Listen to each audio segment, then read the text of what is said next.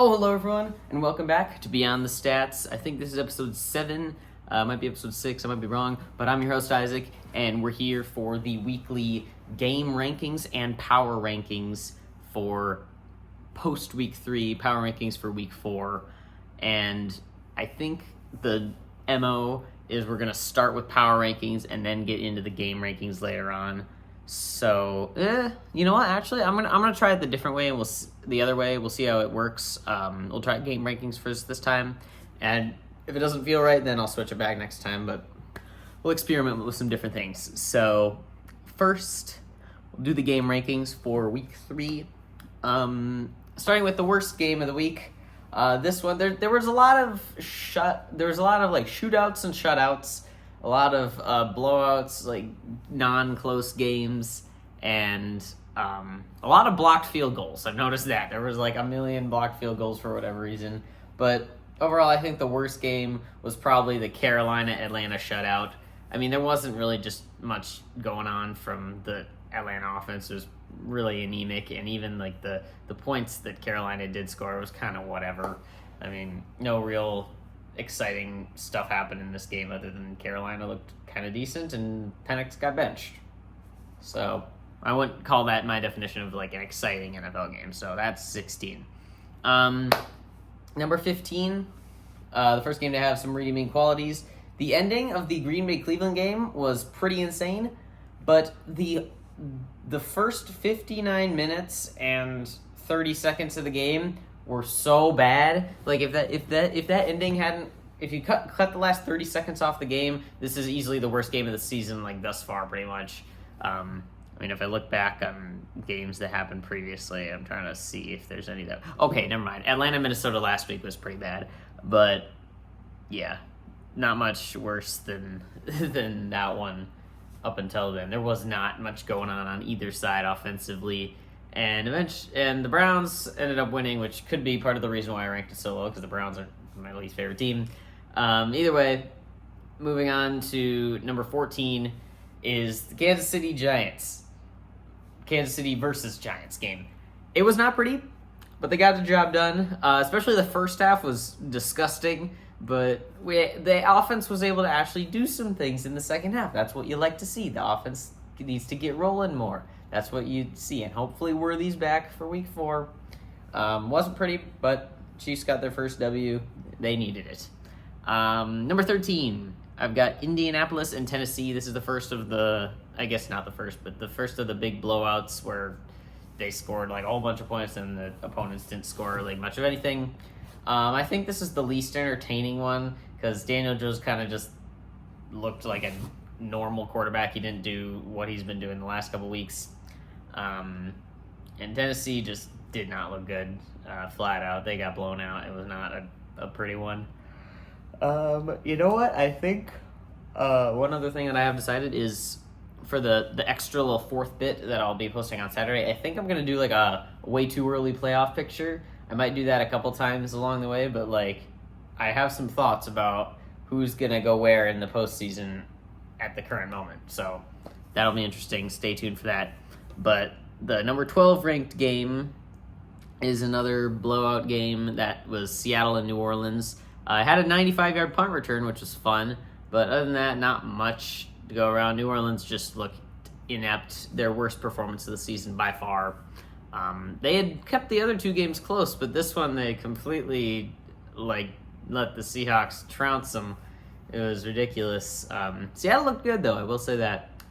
Some blowouts are more fun to watch than others. And while Cincinnati, Minnesota, our number 11 game, was kind of fun to watch, it was also probably the most one-sided of the blowouts.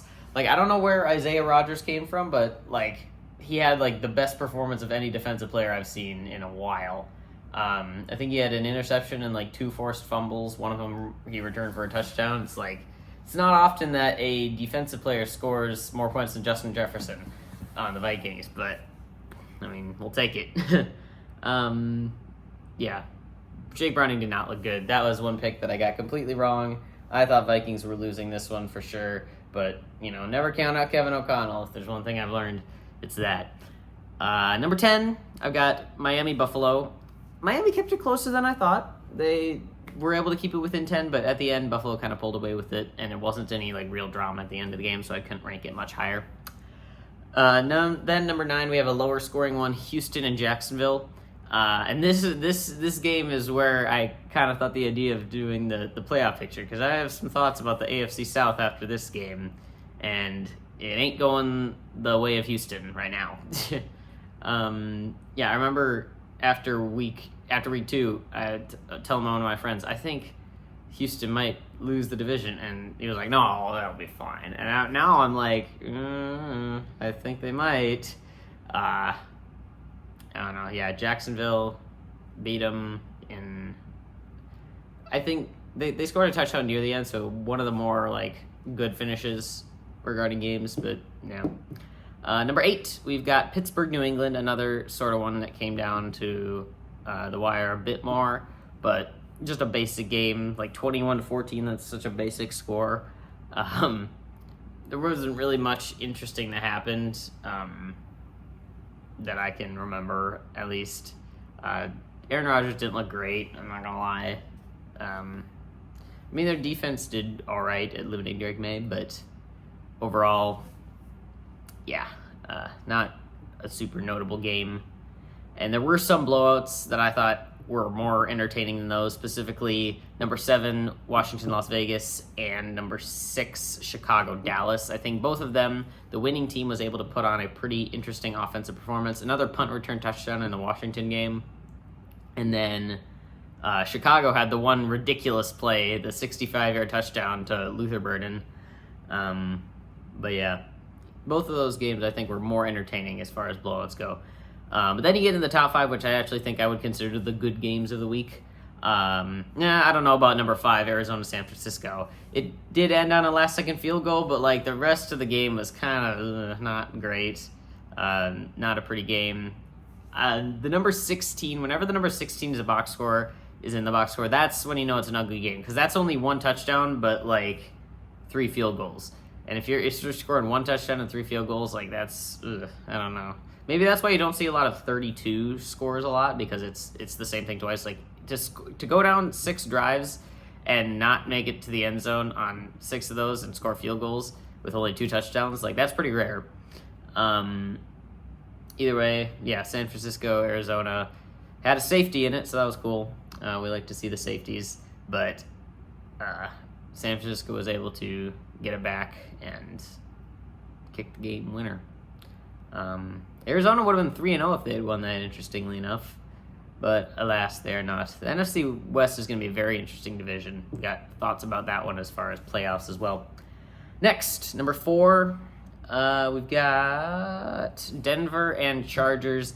Denver threw this one, bro. They so could have won. My pick could have been accurate. I predicted that Denver was going to win. I thought that Los Angeles just hadn't faced a good defense. And now they have, and they won, unfortunately. Herbert's an MVP candidate currently. Who knows how that'll shake out in the future. They seem to be doing fine without Rashawn Slater, which I don't... It's disgusting. Either way, I mean, at least Denver lost. One of the AFC West teams had to lose, so...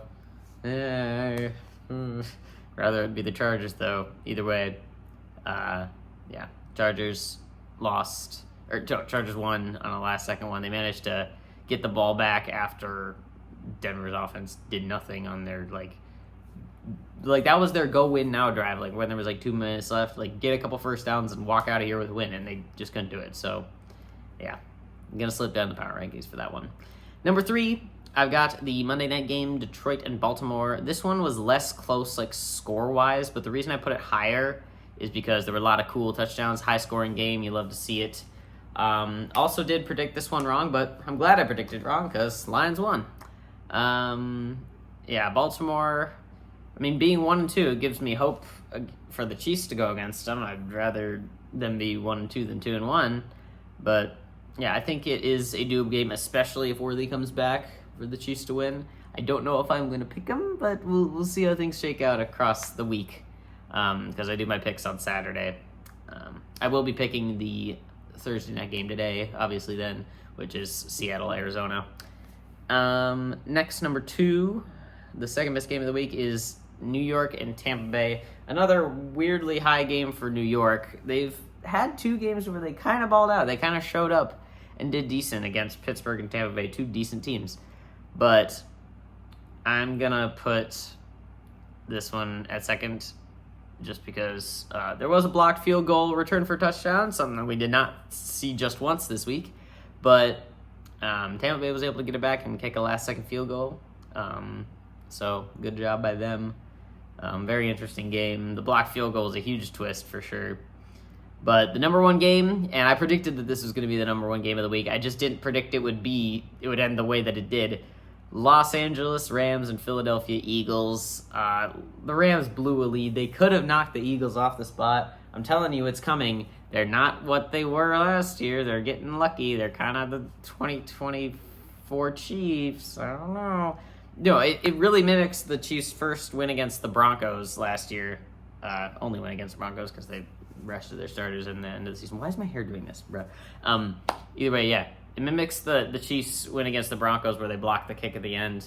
That would have won it for them. But, yeah, super cool moment there. Definitely the play of the week, I would say. At least most important play of the week for sure. To keep the Eagles undefeated and move the Rams to 2-1. So, there's your game rankings. Now let's go over the power rankings. I think I like doing the game rankings first better because then you get a little taste of what the teams did, and then based on that, this is what their rankings are, you know? So, number 32, if I could put them lower than 32, I would, but I can't. The Saints, they're not good. They have just gotten worse and worse across the past couple weeks. Not a good one for them. 31 is Tennessee, getting blown out by Daniel Jones. Not the best. Who knows? Maybe Daniel Jones is good. He's going to have one of his weird seasons where he randomly does good. I think 2021 was the year that happened, or was it 22? One of those years he kind of balled out. But I don't know. I think he's Daniel Jones. He'll come back to earth eventually. But Tennessee, Cam Ward, again, he looks fine. Ilika Umanor, he looks okay. Is that how you pronounce his name? Probably not. But everyone else just not great. The defense is not very much improved, from last year, which concerns me because they might end up getting one of the top picks again. If the Saints just rattle off a couple wins here and there, which I think they might be capable of with how they played in the first 2 weeks, I don't know. Tennessee might be getting back-to-back number 1 overalls. If Miami keeps trending how they've been trending, they might get it, though. They're number 30. Had a more decent performance against the Bills, but, you can't get... If you're not getting the wins, you're not getting the wins. So Miami's going to fall 1 spot into the 30 spot. Number 29, we have the Giants, who moved up a little bit last week after having a good offensive performance with Russell. But this week, they kind of regressed back to their old Giants self. Russell is no longer the starter. Actually, they named Jackson Dart the starter as of today. But they're moving down 4 spots. Maybe Jackson Dart can prove himself, and maybe they'll go up a little bit more. But as for now, they're 29th. And 28th, what a fall from glory. I think they were I don't even know what they were ranked post week 1, but they were super high. But now, after falling more than 5 spots, they fell more than 10 spots last week, and now they're falling 6 spots again. Cincinnati is now in 28th, and they are looking like they're having a lost season. Yet again, they need Burrow to succeed, and without Burrow, without a functioning offense, this team is not good at all. And with only extending Trey Hendrickson 1 year, they're just going to run into the same scenario again. Eventually, Trey Hendrickson is going to be fed up, and Burrow's going to be out of town, and then they're going to have a generationally bad defense, and it's going to be great, and I'm going to love it because I hate the Bengals. Anyway, number 27, we've got the Raiders. They moved down a spot after a disappointing blowout loss to Washington. I gave them a chance in this one. I didn't pick them, but I thought they had a shot to be able to win. They did not, and they lost. Not a great team as of right now. Geno, he threw 3 TDs with no picks, so there's that. He looked okay, but the defense just was not able to do much of anything. Number 26, moving up 5 spots after their first victory of the season, it's the Browns.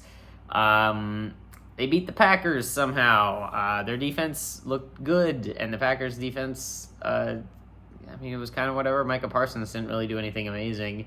But their offense is still trash. Like, let's be honest, Joe Flacco, he needs to get out of the league, bro. Like, he was a good quarterback for the Ravens, because when he was on the Ravens, he was beating the Browns twice a year, and that's good. But now he did what he could for them. He took them to the playoffs once, but no, he's not good. Their offense is not going to be a good one, and Myles Garrett's pretty much the only thing from this team turning into a complete 0-16 team again, which I would love him to go back to that, but either way, yeah. Can we just remove Myles Garrett and Trey Hendrickson? Just once they're gone off their respective teams, then both the teams will just be bad, and it will be the greatest day of my life. Anyway, number 25, we got the Jets moving up 2 spots after a near victory against the Buccaneers. They look better than they did last week, but I still don't think they're a great team. Not much else to say. They got to get a win going before I consider them going any higher. Number 24, we have New England. I think they're 1-2. I think they have a win. I could check. New England is 1-2. Okay, so they did win previous week. Who did they beat? Oh, jeez. All right, yeah. New England beat the Dolphins. Okay, yeah. But they only barely beat the Dolphins. So honestly, this is one where I'm considering, now that I'm looking at this, maybe they should be lower. They haven't proven themselves against an actually good team yet. And they did lose to the Raiders, so maybe they shouldn't be ranked this high. I don't know. We'll see. Let's see who they're facing next week. They are facing the Panthers next week. That's a team that, did good last week. I think that's a game that they got to win if they want to move up the power rankings. But right now, they're 24th. No change. And number 23, we have the largest fall or rise, the largest change of anybody in this week's ranking. Atlanta moved down 11 spots after being shut out by Carolina. I thought their defense was good. I thought their offense was passable. Neither of those looked true last week. Atlanta just did not look like a functional team in any facet, and they're going to be 23rd. Not much that can be done right now for that. They need to get back on track for the next game for sure. Number 22 is Carolina. I only put them 1 spot above because that still moved them up 6 spots, and I couldn't bother to move Atlanta down that much because they still put a dominant performance on the Vikings, who look pretty good, but maybe that's just because Cincinnati's defense is trash. Anyway, yeah, Carolina. I don't know about Bryce Young yet. They're still an unproven team, so for now I'm going to keep them around this range. Number 21, we have one of the best, I think maybe the best 0-3 team in the league. We've got Houston, but saying that isn't saying much because they don't look very good. Even against Jacksonville, struggling mightily. I don't have a lot of faith in them right now.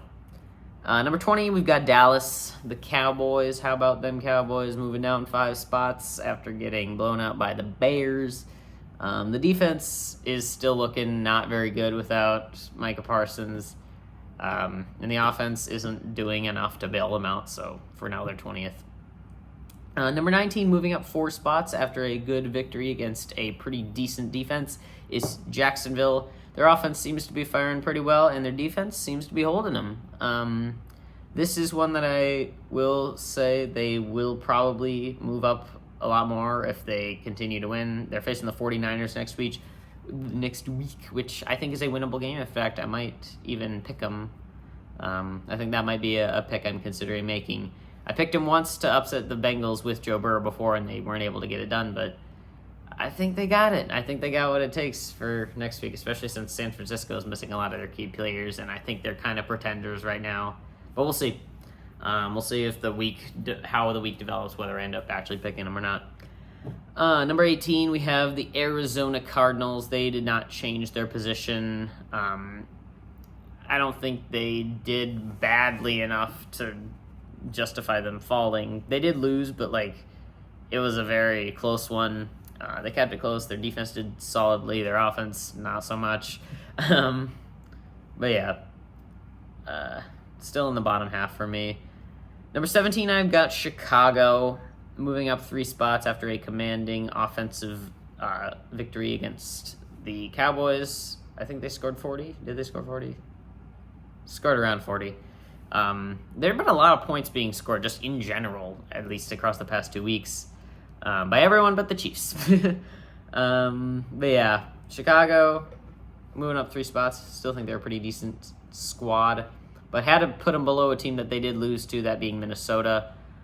Even without McCarthy as the starting quarterback, it looks like Kevin O'Connell is going to carry them to a pretty solid performance in any game that they participate in.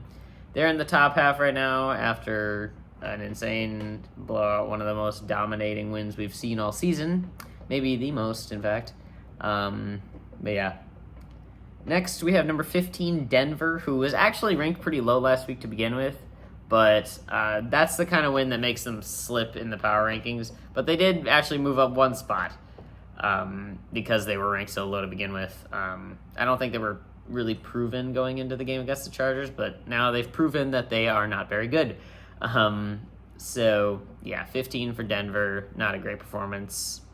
And moving on to 14,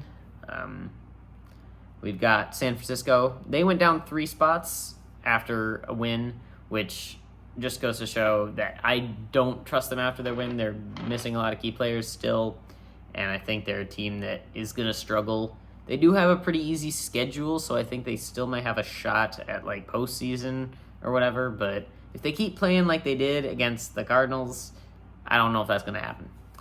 Number 13, we've got Washington. They actually did not move any spots. Marcus Mariota had a pretty good game. And the offense just in general, the running game looked actually pretty good without, who's their running? I don't even know who their running back is. Oh yeah, Austin Eckler, he's out, and then they traded Brian Robinson. I have like a conspiracy theory at this point. It's just like, if a running game is good, it's gonna stay good no matter who they have. Like, it's so weird. Like, Chase Brown, who would have expected him to be good? I wouldn't have expected him to be good, but he took over for Joe Mixon and immediately started like doing solidly. Like, this is a running game that like none of these guys have like really started before, as far as I know. But now all of a sudden, once Washington gets rid of their top 2 running backs, they just step into the role and manage to still be a consistently good running game. Like, I don't know how it works, but it works somehow.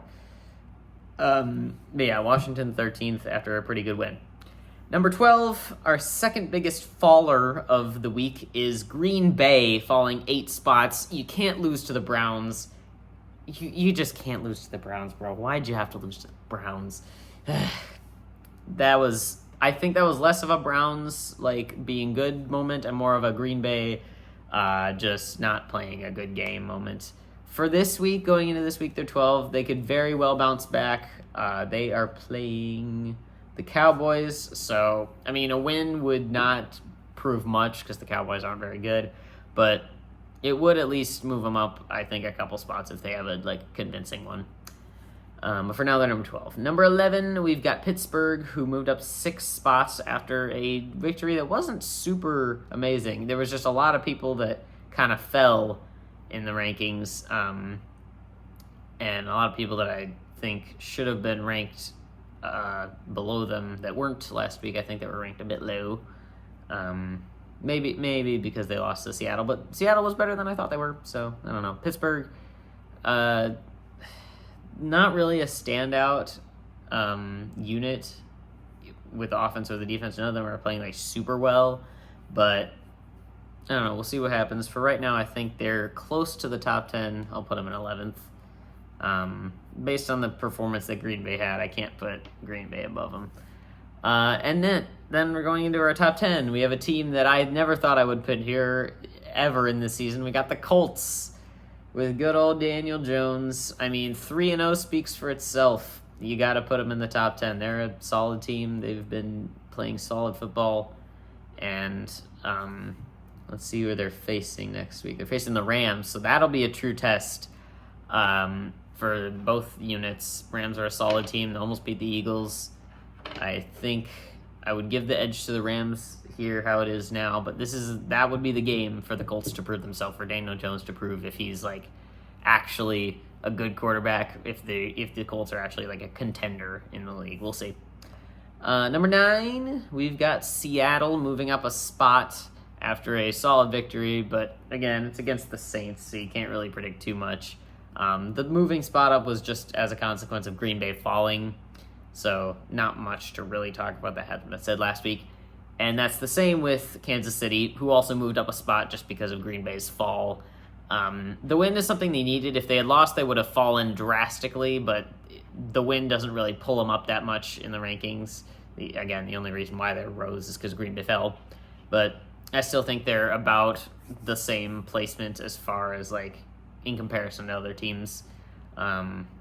Still 1-2, still got a losing record, still got a tough 3-game stretch coming up, still without Rashee Rice, and hopefully Worthy will be back. I hope he will. I think he'll be able to be back for the Week 4 game against the Ravens. But if they can keep moving their offense like they did in the second half, specifically that one drive that ended in the 1-yard touchdown to Hunt, like that was a good rhythm. They were able to take the shots down the field when they needed to. They were able to establish a good running game. And the thing with the Chiefs that I've noticed is like different parts of them have looked good at different times. Like in the Chargers game, pretty much nothing looked good, I'm not going to lie. In the Eagles game, the secondary looked solid. And, yeah, that's about it again. And then in this game, I guess we were playing a much easier opponent in the Giants. But again, the secondary looked really good. Pass rush even looked pretty solid. O-line protection looked good against the Eagles as well. Not as great against the Giants, but they have one of the best D-lines in the league, so what are you going to expect? And then run game did not look great against the Eagles, but did look pretty solid against Giants, which, again, Giants don't have a great run defense, but it's what you need to see. And then the pass game is the one area where we haven't really been able to... It's not been awful. It's not been, like, terrible, but it's never been something that's, like, stood out as, like, actually good.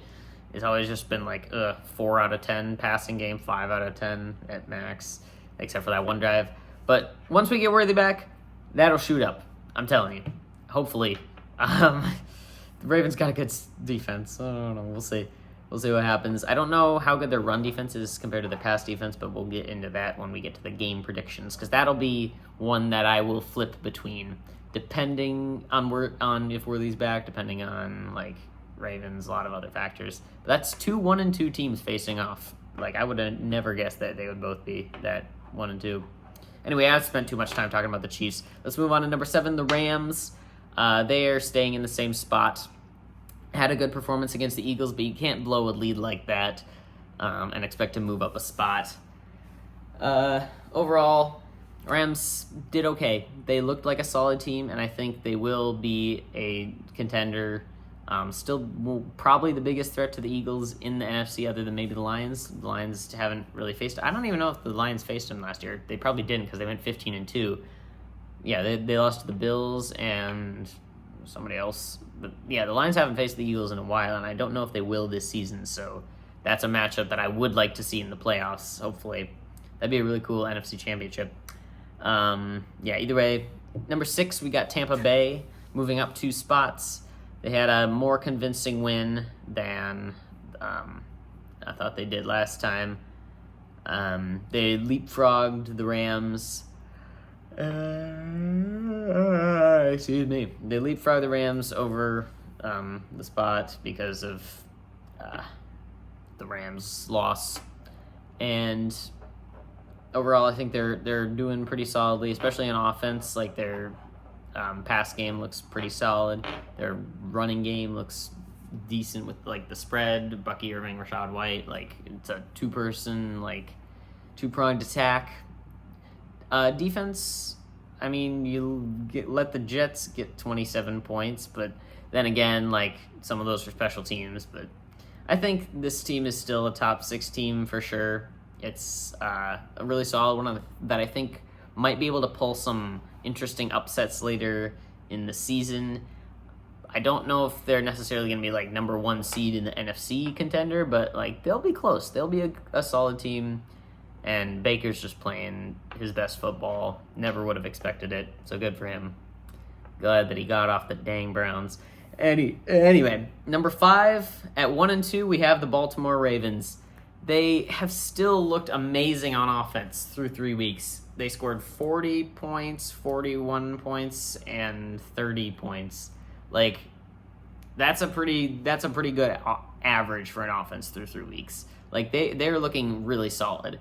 The defense, not so much, which does give me hope for the Chiefs game, but they have faced, like, two of the offenses that they've faced have been the Bills and Lions, which are two of the best in the NFL. And then the other one, the Browns, like, they're anemic. Any defense is going to look good against them. But I will say they gave up... Actually, no, that's not a good comparison. I was going to say they gave up more points than the Packers, but, like, the Packers did not look good. Either way, yeah, Baltimore, even after suffering a loss, I still think they're a dominant team, and I think they are right now a better team than the Chiefs, but when it comes down to it, who knows what will actually happen in the game. We'll see. Number 4, I have the Los Angeles Chargers moving up 2 spots. They have now solidified themselves. They can play football against a good defense, and I'm scared. This is the most scared I've been for our 9-year AFC West reign. I want to get it to 10, but these Chargers might make it tough. I don't know how it's going to be from here on out. And the thing about the Chargers, they have a really easy schedule going forward. They could genuinely start like 8-0 because they're facing the Giants next week, and then after that, like, who are they facing? They got like some easy games coming up. I guess they got Washington, which is kind of hard, but then they got the Dolphins, like the Colt, Vikings without McCarthy, Titans, like not too many great teams. Like, they're not facing a ton of great competition, so I think they could easily get to like the 10-game mark at like 9-1, and that scares me. Either way, yeah, Chargers, solid team right now. Justin Herbert's playing out of his mind, easily his best start to a season we've seen, but we'll see if it continues. Number 3, we have Detroit moving up out of that hole that they started themselves in, 0-1, but they've managed to dig themselves out and get 2 pretty good, convincing wins. The Baltimore one was huge. I think a 1-2 start for them would be almost as dangerous as it was for the Chiefs. They played... Who did they beat in week 2? They beat the Bears, yeah. Their offense looks back to what it is, or what it should be. Ben Johnson, it's taken some time to get used to, and it's still going to take time to get used to. But overall, I think they should be fine. They'll still be a powerhouse in the NFC. And I still might have them as my NFC top team come, like, mid-season. Number 2 and number 1 have not changed. They're going to stay the same until one of them loses. Buffalo's number 2, Philadelphia's number 1. But Philadelphia, they're hanging by a thread there. They're going to lose, and then Buffalo's going to be number 1, and I'm going to be upset. But at least it's not Philadelphia, who are looking kind of shaky there. I now know what y'all were saying when you were talking about the Chiefs last year with all their fluke wins or what have you. But the difference is, of course, I mean, teams that are good find a way to win. I'll give you that. Like, the Eagles are a good team, and the Chiefs were a good team last year. But come on, man. You gotta put your wins more convincing than that. If you can't beat Mahomes when he, like, doesn't have any receivers by more than 3 points, like, I don't know. That's all I'm saying. Either way, yeah, Buffalo still looks really solid. Not much that's going to bring them down yet. And then same with Philadelphia. So that's the power rankings for this week. No great shakeups except for, I guess, Green Bay at the top and maybe Atlanta. But, yeah. So, and then for the last thing for this video, I'm going to predict the Thursday night game. Seahawks at Cardinals. I'm going to go with Seattle on this one. I think they get it done here. Cardinals started off 2-0, but I maybe I didn't learn, but like I'm gonna go off momentum. Cardinals are coming off a loss. Seahawks are coming off a win. Then again, the momentum didn't really matter at all in the Bengals-Vikings game. It pretty much was the exact opposite. Either way, I think the Seattle Seahawks are a better team, and I think they'll be able to get it done against the Cardinals, especially without James Conner. Hope he gets... I'm kind of sad that he went out because he was someone that I hoped would do solid and be a big part of the Cardinals offense. But with him gone, I don't know if I have hope for them making the playoffs anymore. We'll see. Seahawks, on the other hand, I do think might be a playoff team come season's end, at least how it's standing now. But first step is beating the Cardinals, which I think they will do in the Thursday night game. So that's my prediction. And as with all Thursday night games, I'll just throw out a random score. Seahawks 33, Cardinals 23. There's your score prediction. I don't know if it'll be that. You know what? No. I'm doing Seahawks 27, Cardinals 14. There you go. I don't think the Cardinals are going to score that many points, unfortunately. But yeah, there's your predictions, there's your power rankings, and there's your game rankings for Week 3 / Week 4, power rankings for the coming week, game rankings for the previous week, what have you. That's that, and I would like to thank you guys for watching this video. If you have enjoyed, remember to leave a like and subscribe. It helps me out a lot. And I will see you guys on Saturday where I will be doing the rest of my game predictions and then also maybe doing a little playoff picture sort of deal or something else. We'll see what happens. I'll see you guys then. Goodbye.